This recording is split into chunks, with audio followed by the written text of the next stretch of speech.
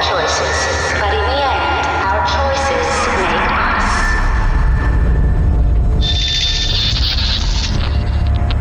Are you a man or a slave?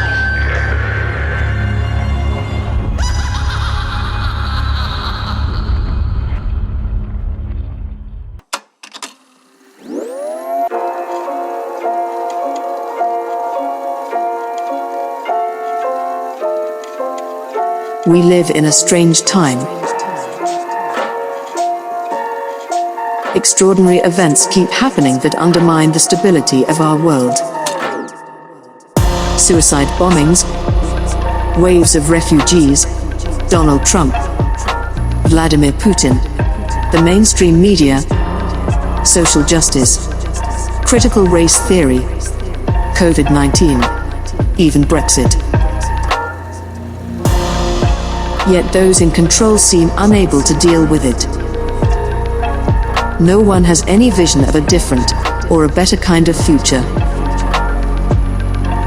This is a story about how over the past 40 years, politicians, finances and technological utopians, rather than face up to the real complexities of the world, retreated.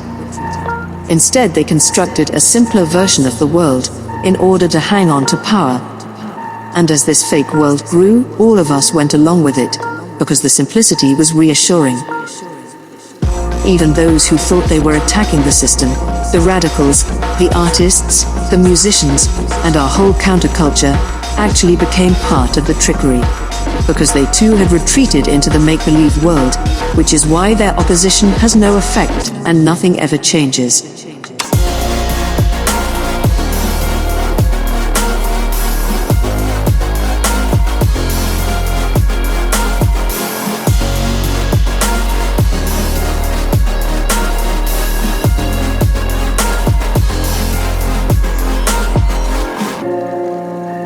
But this retreat into a dream world allowed dark and destructive forces to fester and grow outside.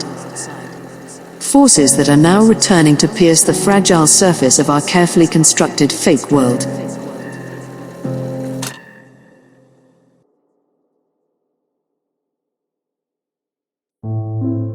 The story begins in two cities at the same moment in 1975. One is New York. The other is Damascus. It was a moment when two ideas about how it might be possible to run the world without politics first took hold. In 1975, New York City was on the verge of collapse. For 30 years, the politicians who ran the city had borrowed more and more money from the banks to pay for its growing services and welfare. But in the early 70s, the middle class fled from the city. The taxes they paid disappeared with them.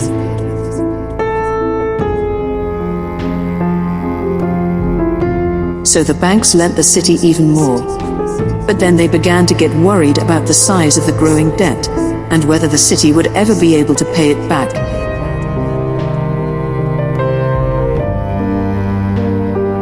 Then one day in 1975, the banks just stopped. The city held its regular meeting to issue bonds in return for the loans overseen by the city's financial controller. Today, the city of New York is offering for competitive bidding sale 260 million tax anticipation notes, of which 100 million will mature on June 3rd, 1975. The banks were supposed to turn up at 11 a.m., but it soon became clear that none of them were going to appear. The meeting was rescheduled for 2 p.m. and the banks promised they would turn out.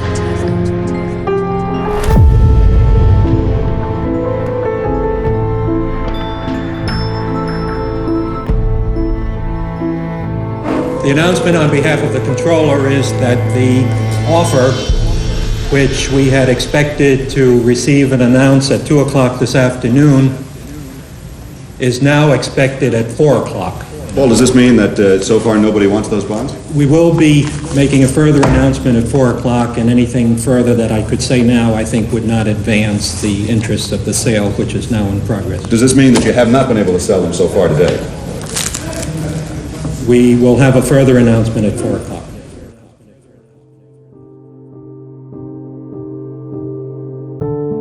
What happened that day in New York marked a radical shift in power. The banks insisted that in order to protect their loans, they should be allowed to take control of the city. The city appealed to the president, but he refused to help. A new committee was set up to manage the city's finances. Out of 9 members, 8 of them were bankers, which was the start of an extraordinary experiment where the financial institutions took power away from the politicians and started to run society themselves. The city had no other option. The bankers enforced what was called austerity in the city, insisting that thousands of teachers, policemen and firemen were sacked. This was a new kind of politics. The old politicians believed that crises were solved through negotiations and deals. The bankers had a completely different view. They were just the representatives of something that couldn't be negotiated with the logic of the market. To them, there was no alternative to this system. It should run society. But the extraordinary thing was, no one opposed the banks. The radicals and the left-wingers who, 10 years before, had dreamt of changing America through revolution, did nothing. They had retreated and were living in the abandoned buildings in Manhattan. The singer, Patti Smith, later described the mood of disillusion that had come over them. "I could not identify with the political movements any longer," she said. "All the manic activity in the streets and trying to join them, I felt overwhelmed by yet another form of bureaucracy." What she was describing was the rise of a new, powerful phenomenon that could not fit with the idea of collective political action. Instead, Patti Smith and many others became a new kind of individual radical who watched the decaying city with a cool detachment. They didn't try and change it. They just experienced it. Instead, radicals across America turned to art and music as a means of expressing their criticism of society. There's a lot of things like when you pass by big movie houses, maybe we'll find one, but they have little movie screens where you can see clips of like Z or something like that. People watch it over and over. I've seen people, I've checked them out all day. I've gone back and forth and they're still there watching the credits of a movie because they don't have enough dough, but it's some entertainment, you know. They believed that, instead of trying to change the world outside, the new radicalism should try and change what was inside people's heads. The way to do this was through self-expression, not collective action. But some of the left saw that something else was really going on. That by detaching themselves and retreating into an ironic coolness, a whole generation were beginning to lose touch with the reality of power.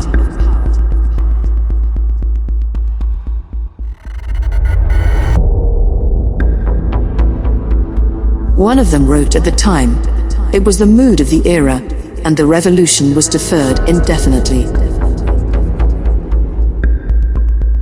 And while we were dozing, the money crept in."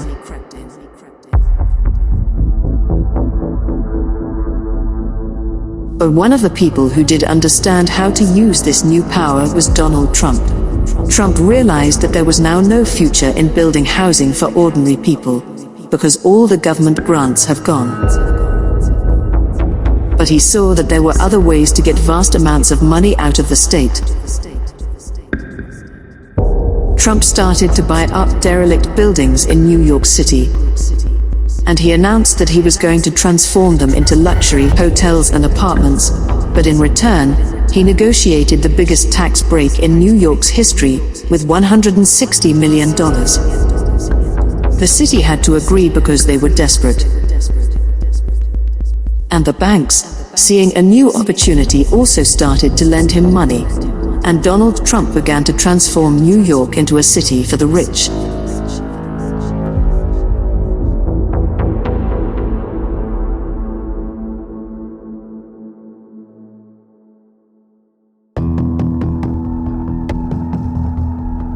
At the very same time in 1975, there was a confrontation between two powerful men in Damascus, the capital of Syria. One was Henry Kissinger, the US Secretary of State.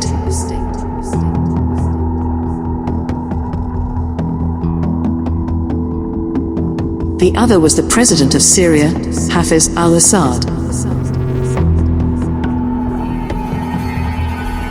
The battle between the two men was going to have profound consequences for the world. And like in New York, it was going to be a struggle between the old idea of using politics to change the world, and a new idea that you could run the world as a stable system. President Assad dominated Syria. The country was full of giant images and statues that glorified him. He was brutal and ruthless, killing or imprisoning anyone he suspected of being a threat. But Assad believed that the violence was for a purpose. He wanted to find a way of uniting the Arab countries and using that power to stand up to the West.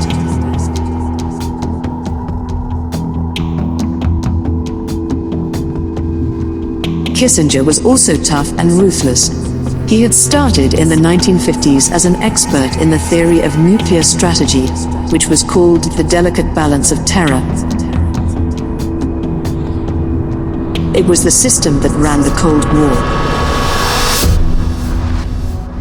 Both sides believed that if they attacked, the other side would immediately launch their missiles and everyone would be annihilated.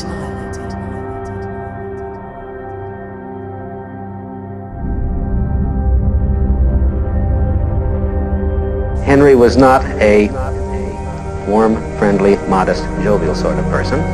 He was thought of as one of the more anxious, temperamental, self-conscious, ambitious, inconsiderate people at Harvard.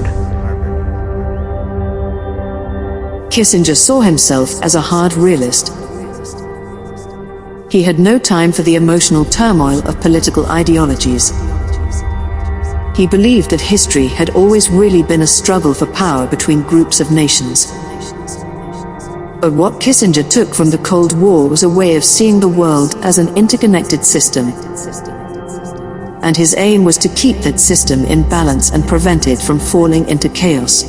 And it was this idea that Kissinger set out to impose on the chaotic politics of the Middle East. That with all the dislocations we now experience, there also exists an extraordinary opportunity to form for the first time in history a truly global society, carried by the principle of interdependence. And if we act wisely and with vision, I think we can look back to all this turmoil as the birth pangs of a more creative and better system. If we miss the opportunity, I think there's going to be chaos. To manage it, he knew that he was going to have to deal with President Assad of Syria.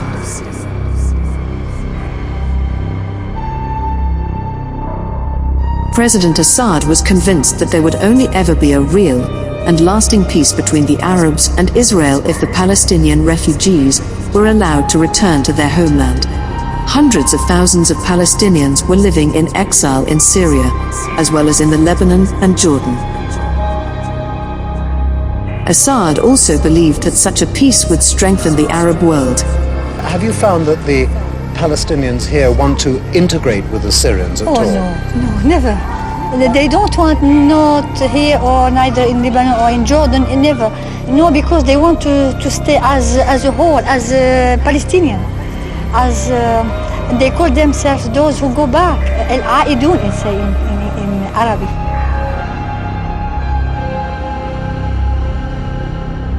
But Kissinger thought that strengthening the Arabs would destabilize his balance of power. So he set out to do the very opposite, to fracture the power of the Arab countries by dividing and breaking their alliances, so they would keep each other in check. Kissinger now played a double game, whereas he termed it constructive ambiguity. In a series of meetings, he persuaded Egypt to sign a separate agreement with Israel. But at the same time, he led Assad to believe that he was working for a wider piece of work, one that would include the Palestinians.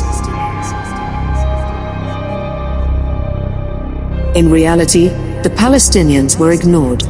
They were irrelevant to the structural battles of the global system.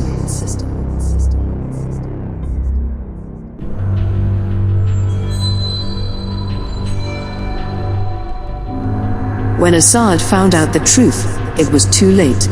In a series of confrontations with Kissinger in Damascus, Assad raged about this treachery.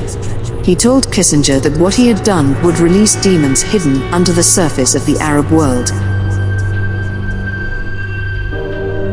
Kissinger described that Assad's controlled fury, he wrote, was all the more impressive for its eerily cold, seemingly unemotional demeanor.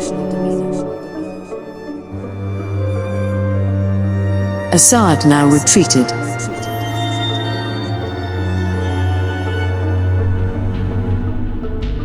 He started to build a giant palace that loomed over Damascus, and his belief that it would be possible to transform the world began to fade. A British journalist who knew Assad wrote, "Assad's optimism has gone. The trust in the future has gone." What has emerged instead was a brutal, vengeful Assad, who believes in nothing except revenge.